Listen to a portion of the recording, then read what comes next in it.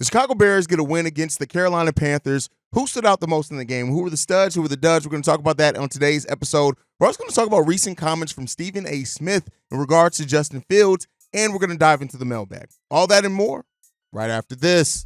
You are now tuned in to Chicago Bears Central, your number one place for all Chicago Bears news and content. What's going on, Bears fans? Welcome to another episode of Chicago Bears Central, your number one spot for everything Chicago Bears related. I'm the host here, Hayes. Make sure you guys are following the channel at Chi Bears Central on every social media platform we happen to be on. With that being said, let's go ahead and get into content for today. So we got to talk about some of the players that stood out both positively and negatively in the win over the Carolina Panthers yesterday. And overall, it was just good to see the Bears get a dub, right? And it was an ugly win, but the defense really stood out. And that's kind of where we're going to focus on, especially that secondary. One of the players that stood out the most was Kyler Gordon. Kyler Gordon is really coming into his own like we expected at the start of the season. A little bit of a rough start for him, considering the injury, things like that. But listen, he played well in coverage. He played well against the run. He played well blitzing. Kyler Gordon is an all-around player and a cornerback that at that nickel position makes him so dangerous. And it was really good to see Kyler Gordon have the type of game that he's had, especially as the season went on, right? And overall, like I said, the secondary itself is really standing out a lot and growing together. And that is why, you guys know, I want to see Johnson stay here, man. I want to see JJ stay here. And I really hope that he ends up doing that because Jaquan Brisker, another player that really stood out. A little bit of a slow start for Jaquan Brisker, but again, he made his presence felt very well in this game as well. And as that secondary is continually to grow together, man, it just can be such a beautiful thing. I see on the other side of this when it's all said and done, once that secondary is finishing developing, because you have so many players that are all kind of around that same age in that secondary, man, can they show up and become a force potentially in the NFL when it's all said and done. So let's hope that that's the case, right? But you got to look at many aspects of the defense. The defense that didn't give up a single touchdown in this game. The only time we gave up a touchdown was in the special team. So you got to look at that. But the run defense in this game was immaculate. And the pass defense was solid as well, especially when you look at the play of Montez Sweat. Montez Sweat getting I think it was 6 QB pressures, no sacks, but he did help other players get sacks with the amount of pressure he was able to put on. But that rush defense as well, they snuffed them out in that game. And so when you look at the fact we held the Panthers run game to 43 yards. 43 yards. 43, I repeat. So definitely things that stood out about that Chicago Bears defense was the play of the defensive line solid, right? Not amazing. Would have liked us to get a little bit more sacks. But again, Montez Sweat definitely making his presence felt. And that he is an absolute force. When you go and look at that all-22, you were going to see Montez Sweat he was just pushing plays off like they were nothing. And that is the type of force that we need as an anchor to continue building out that defensive line. Listen, you guys know, I love Jared Verse in this upcoming draft. If the Bears are able to get him and pair him with Montez Sweat, and then you can move Walker into the interior defensive line, hey, we got some things there. Now, Justin Jones did get a sack in this game. I do want to give him that. Yannick Ngakoue got a sack as well. But listen, it came down to the pressure that Montez Sweat was able to put on the opposing offensive line, and he made that offensive line pay. Now, looking at the offensive side of the ball, D'Onta Foreman continues to shine for this team. 21 carries, 80 yards, averaging 3.8 yards per carry, and he had 2 catches for 12 yards. Listen, D'Onta Foreman has reminded anybody if there was any question, I'm here, and I can still play this game, and I would not be surprised at all if D'Onta Foreman ends up getting signed to a big deal by a team this offseason. He didn't get that. He signed a 1-year deal with Chicago. We know we got Roschon. We got Khalil Herbert. I would not be surprised if D'Onta Foreman goes elsewhere and signs for much more money than what we gave him, for example. But, those things definitely stood out in this game. Cole Kmet having a solid game as well. Him and DJ Moore having solid games in that passing game. We didn't have a whole hell of a lot of passing yards overall. So, their numbers aren't going to be kind of the jump out the stat sheet numbers overall, but I think that they played really good in this game as well. When you look at DJ Moore, 9 targets, 5 receptions for 58 yards. Cole Kmet, 7 targets for 5 receptions, 45 yards. Solid. No touchdowns in that, but again, very solid in that and in their play, and I respect the level of play that they were able to give the Chicago Bears because we needed every bit of it. So overall, like I said, some really positive things to take away from aspects of this game that we did. Like I said, only giving up a touchdown on the punt team, so that's a fail there overall. Darnell Mooney didn't really have a big game that I was hoping that he was going to have. But that's really it. It's more positive than negative to take away from this game. Of course, still negatives with the coaching overall, but at the end of the day, we got a dub, and the defense is definitely improving now that we're getting healthier and we're starting to see a more continuity in that defense as well, especially in the secondary. Some really good things to take away, I think, from this game overall that I'm really happy to see from the Chicago Bears. Now, before we get into the mailbag, I was going to talk about this. Stephen A. Smith recently was on, and he said this: if I'm Justin Fields, I don't think about playing again in Chicago. I want to get the hell up out of there. Now, listen, Stephen A. Smith is going to say Stephen A. Smith type things. I think that is bullshit. I think it's also, as Stephen A. Smith, when he's talked on Chicago before, he doesn't really understand the ins and outs of Chicago. He's not following the Chicago Bears every day. He's looking at the scores. He's looking at the national headlines, things like that. And don't get me wrong, the conversation around Tyson Bagent, and especially comparatively to some of the stuff with Justin Fields, isn't great, right? And so I understand what Stephen A. Smith is rooted in saying that. But overall, I think that, I hope that we're going to see this team really look to keep improving things for Justin Fields. And when he does come back, hopefully he's clear for this upcoming Sunday. And if he is, hopefully he plays extremely well and he shuts up a lot of doubters as well. At least that's what I hope from this team. Let me know what you guys think on Stephen A. Smith's comments down below. Not going to spend a lot of time on it. It's Stephen A. Smith. He's going to say what the hell he got to say. He's not going to shut up. It's going to be what it's going to be when it comes to it. But let me know what you guys think. All right, moving on from that, let's go ahead and get into the mailbag for today. This first voicemail, this one is from Fred. What up, Hayes? What's going on, man? This boy Fred, man. Just another loss for them sorry-ass bastards, man. It's just, I don't know, man. I don't even know what the size it is for me. What can we say as a fan base? You know, it's like they not listening to the fans. They're not giving the fans what we want. You know, if Ryan Poles going to sit here and continue to ride out the coach one more year, I'm done with him and the Bears. Because ain't no way in hell, literally, ain't no way in hell you sit here and let your rookie quarterback try to win the game for you without even using the running game. And you know what I'm saying? They use Mooney and everything. You know what I'm saying? But y'all, like DJ, you know, he has that fumble. You know, DJ always try to get some extra yards, which I ain't mad about that too much. Because it's very rare that you fumble.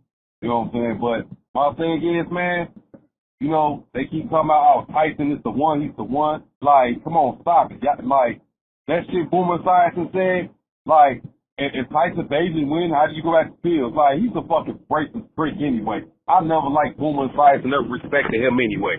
But I can't wait to Fields come back, man, because we know for a fact Fields can push that ball down the field. And if you notice, they weren't throwing deep passes with Bagent. Because you know why? Because Bagent don't have the arm to throw deep passes and to be, you know what I'm saying, a starting quarterback. Yeah, he's a good backup, a good game manager. That's about it.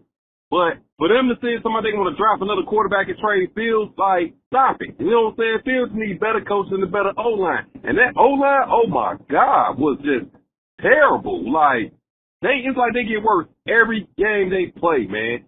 The D-line, you know, Montez Sweat, he was getting pressure back there and stopping the run. But my thing is, if this man was getting double teamed, Yannick, Justin Jones, everybody's on that D-line, y'all should have been stepping up against some sacks as well, though. They need to take advantage of that shit, though, man. Like, this team is just, like pathetic, man. Like, I hope they don't bring Yannick back, though, man, because I was all for them signing Yannick, and I was like, dude, you just came here to steal money for us, man. Like, you don't even show up on a stat sheet. And then on top of that, like, Hayes, man, I seen that boy Jared Verse highlight, and I had watched him last Saturday, too. I hope we do get him and Marvin Harrison and probably, you know, sign a good veteran left tackle, man, and get us a center. And, like, so we won't have to go through this shit no more. Because this is fucking terrible watching this team at this point, man. Let me know what you think, man. Chicago up and Bear all the way down. All right, Ryan Poles wanting to ride with Matt Eberflus another year. We're hearing more and more rumblings of that. You guys know, I don't agree. I want to see Matt Eberflus get the hell up out of town. I'm not a Matt Eberflus guy. I'm over Matt Eberflus at this point. I do not want to see Matt Eberflus in my city at all anymore. Get him up out of there. Get him out of Hollis. But there is something to be said that if Ryan Poles really does think that the coordinators, that's where he needed to make the upgrade at, and then maybe Matt Eberflus still developing as a head coach, maybe he thinks that there's some there, right? So maybe we do bring in a great offensive coordinator and a great defensive coordinator, and then they really they look at keeping Matt Eberflus around. I don't agree with it. I don't think that that's the route that we should go. I think we should clean house with that coaching staff, bring in a coaching staff that's more so can build their system towards the strengths. We have uses on the offense and defensive side of the ball where we're not using players to their strengths. Secondary is better in man coverage. We don't run a lot of man coverage. We don't run blitzes very often, be it we know we've had weaknesses on the defensive line. And then the offensive play calling, that story, we all know what that is. Luke Getsy's a terrible offensive play caller, especially when he's not playing with the lead. He gets a little bit more creative when he's playing with the lead, but those things definitely play a part, and they're noticeable for this Bears team. And so, Matt Eberflus may want to. And I'm not going to say that there's not a chance of that. There is a chance here. I want to be clear on that. I want to set that expectations for everyone. But if I had my say in it, Matt Eberflus, Luke Getsy, everybody got to go. That's my opinion. You guys can let me know what you guys think down below. And some people have even said, like, the improvement that the defense is starting to make may be a sign that maybe Matt Eberflus is doing a better job at play calling than what we thought. And it's taken a couple of weeks, but maybe he is going to get the most out of that. So there is that to be said there as well. Again, I like to talk about things for both sides and be fair on it, but I have my opinions on it. I'd love to hear your guys' opinions down below. All right, let's get into the next voicemail. This one's from Xavier. What's going on, guys? This is Xavier calling in, man. I just want to get you guys' opinion about a few things. As far as what we saw on Sunday with the Saints, no disrespect to Tyson Bagent. We ain't no bash him, none of that. But like I said last time, I keep saying here, game manager, bro. Like, that's cool, feel me? But when Fields gets back, if he does come back on Sunday, what are y'all expecting from him? I just want to see some growth. I just want to see, how he's going to handle himself. You feel me? My bad. I said Sunday. I meant Thursday against the Panthers. But I want to see some growth. I mean, the Panthers ain't got a great defense, they only got, one win on the season. That offensive line is as bad as ours, if not worse. Bryce Young, we can get to him. I think Sweat, I expect him to have more pressures. And also, Yannick, I expect him to, do his thing as well. But we got to get to Bryce Young. We definitely got to, because everybody else been doing it. But what do y'all expect to see from Justin Fields on Thursday if he does play? As far as the upcoming coaching situation, I understand, the season's still going on. But I've just been already looking at some candidates, bro. I like the Detroit Lions offensive coordinator, Ben Johnson. I don't want another defensive coach. Last week I asked about Race Ryan as the defensive coordinator only, bro. I don't want him as a head coach because I don't want another defensive coach. The Bears are failing at that. The league has changed. It's an offensive league. We need an offensive mind in there that can get something out of these guys. So I like Detroit's Ben Johnson. Just somebody like that, a fresh face, a fresh new face, because these guys that they going to go get that's like gurus and all this shit, it ain't working out, bro. It ain't working out at all, bro. The offensive coaches that they picked over the past few years, the Mark Trestmans, the Matt Nagy's, it just didn't work. But I would rather have an offensive coach with the offensive lead that the NFL is now. What do you guys think about that? As always, Chicago up there now. Expectations for Fields. I agree with you on Tyson Bagent, a really good game manager. You're not going to get any argument from me in that one, so I don't have much to add on that because I think you're spot on. Now, as far as Justin Fields and the expectations around him upon his return, listen, he's going to have tons of expectations. It is what it is, right? You're going to have that, and everybody's going to look and see what Justin Fields is doing because it's going to inform the narrative that they take, especially leading into the draft. Do the Bears draft a quarterback? Don't they? Right? That narrative is going to be a big part of this offseason, as it was last offseason, even to a lesser degree, I think. It's going to be really big this offseason, especially with the season the Bears had. So Justin Fields, as far as expectations that I have for him, I just want to see him get back to what he was, kind of those last two full games he played for the Chicago Bears. If he can get back to that, right, being more decisive, right? And I mean, I don't mean in necessarily the stat output, because he led the league in touchdowns, throwing 8 touchdowns in 2 games and 1 interception, I think it was. So, those things are going to be there, but I just want to see Justin Fields, see what he's learned from being on the sideline. Do we see a kind of more poised Justin Fields and now understanding because when you're able to sit down and look at things from a different perspective, hopefully that adds something for you. So, how does Justin Fields manage the offense, right? How does he manage when to pass versus not? Does he have confidence to go downfield, right? Does he manage it as well as knowing when to use his legs? That's something that we also started to see from Justin Fields in the last couple of games, of using his legs to extend the play, but still feeling comfortable passing in the pocket. Last 2 full games for Justin Fields before he went down. October 1st against Denver, 35 attempts, 28 completions, 335 yards, 4 touchdowns, 1 interception. He was still sacked 4 times in that game, but that was it. QB rating of 132. And then in the second game, before he went down the full game, because we're not counting Minnesota, that was a partial, against Washington.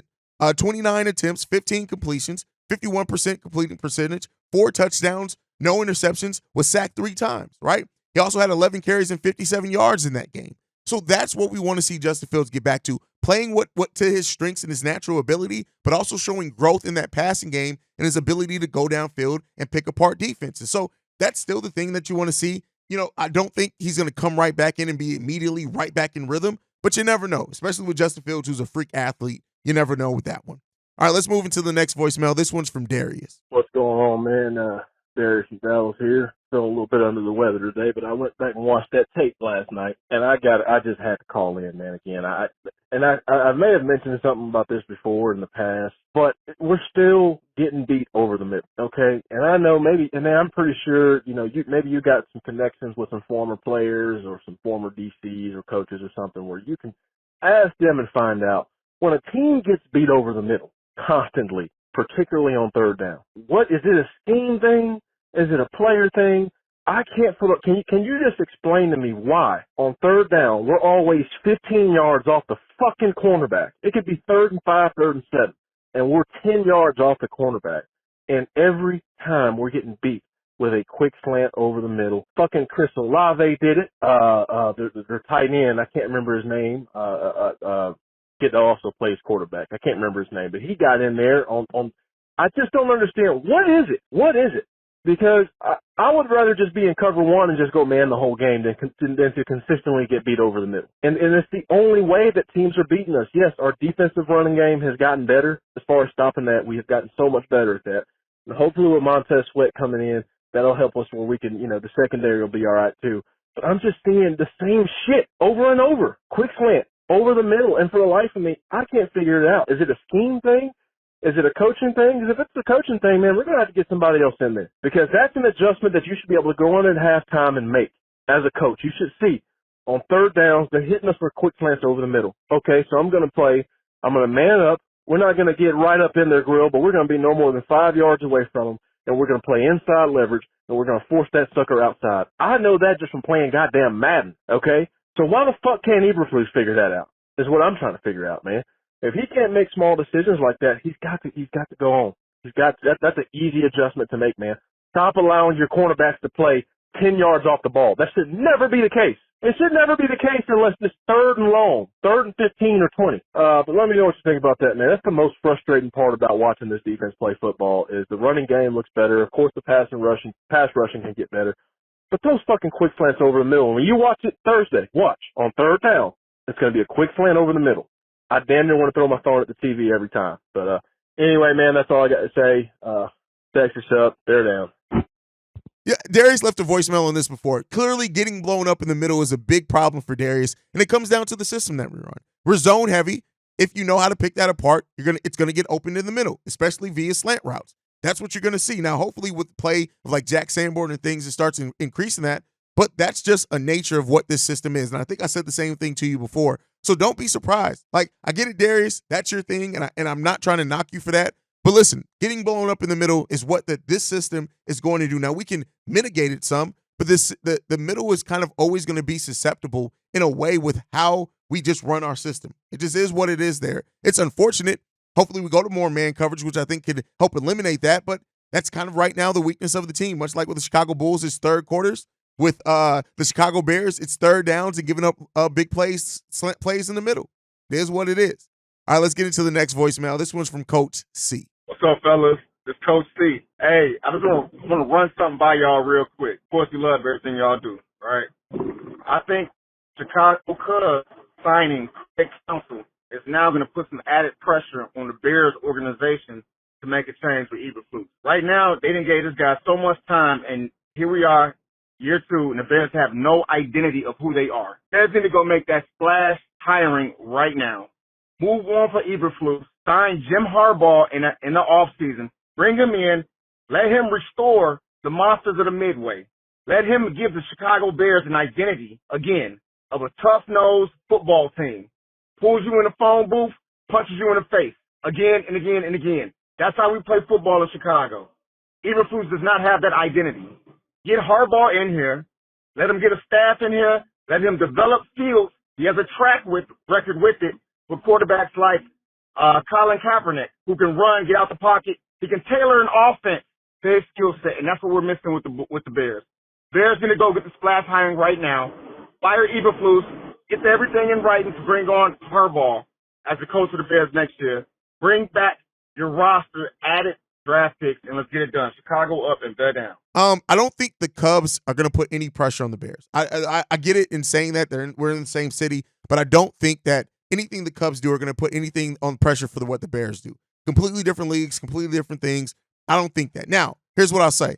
I don't want a splash signing for the next head coach. I don't give a damn about a splash signing. I give a damn about the right signing.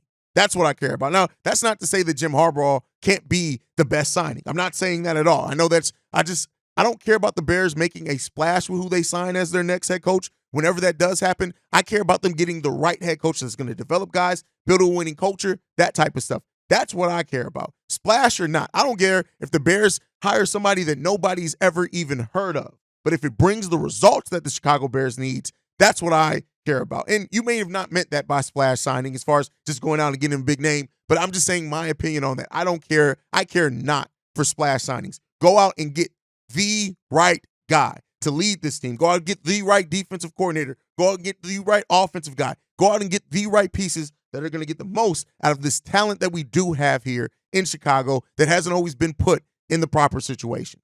That's kind of my thought on that. Let me know what you guys think on Coach C down below. All right, let's get into the last one. This one's from good old Faithful. This one's from Barry.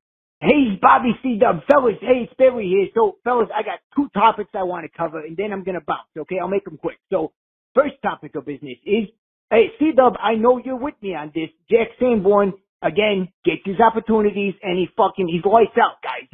I know we paid Edmonds, 5 years, 72 mil, 4 years, 72 mil, whatever it is. They're paying that guy $18 million a year. And fellas, hear me out. We trade Edmonds for a third, fourth round pick, whatever we can get, and we give that money to Jalen Johnson, fellas, and you roll with Sanborn and Edwards, and then Sewell when he comes in there. Now, fellas, especially you got three good inside linebackers with Edwards, Edmonds, and Sanborn. And maybe Sewell. Who knows what he's going to end up being. But, guys, if we go to a 3-4 next year with the new staff, what the fuck are we doing? Then we got maybe 4 inside linebackers. And we can only play 2 at a time. Right now we only play 2 at a time with the fucking nickel most of the time. So it's a travesty that Jack Sanborn's not on the field more. And if you bench Edmonds, then you're playing, he's going to Sam. You're playing, half the snaps with a guy you're paying nearly, $20 million a year to. You're paying him like a franchise quarterback. You can't do that. So I am on board with rolling with Sanborn and trading Edmonds, getting a third or fourth round pick, and then saving that cash. I don't see why that's a bad move. And I like Tremaine Edmonds. I'd love for him to come back and look great to up his value to trade him. He seems like a really nice guy, fellas, but we got an animal in Jack Sanborn, and he cost us nothing. So that's what I think about that. And then, fellas, I gotta say, if the Bears drop this to the Panthers, by the time this comes out, who knows if it already happened, but fellas, I want Hightower as the new interim head coach favorite. Hightower is the only coach on that team that's worth a shit. I mean, that guy, he doesn't beat around the bush. He's specific, which is very refreshing for this fucking administration. And what else can you say? The guy's a straight shooter. And I feel like he's the only guy in that building that's not a fucking coward and a weasel. So, I don't know, fellas. You give me your thoughts. So, till next time, Chicago up and Bear down. Trade Edmonds and re-sign Jalen Johnson. Listen, I don't think that they're going to trade Edmonds just because of, it's not going to really limit them in signing Jalen Johnson if they want to offer him the money. But I think that with how cheap Sanborn's going to be for a while, they're going to keep Tremaine Edmonds there. Now, I do think that Tremaine Edmonds, me, Bobby, and Steve-O, I believe, talked about it. I do think if you move Tremaine Edmonds to the outside, which he's played on the outside before, Jack Sanborn looks like much better at the middle linebacker position. This guy's bringing playmaking. He's bringing tackles. He hits hard. He had the dropped interception, which sucks there, but Jack Sanborn just feels, looks, and operates and plays like a Chicago Bears middle linebacker. He just does. I love watching Jack Sanborn play football. I just do. And Jack Sanborn, he's kind of, and I talked about it on a couple videos ago, really making people look at, like, you should have trusted him more instead of going out and signing Tremaine Edmonds. Now, I understand why you did, but TJ Edwards, Jack Sanborn are Chicago Bears linebackers. That's not to say that Edmonds can't improve. He was slowly improving as well the last few games. I think, moving him to the middle, maybe we just need to see a flip-flop in that area, and maybe that gets the most out of the best out of both players. At least that's the hope.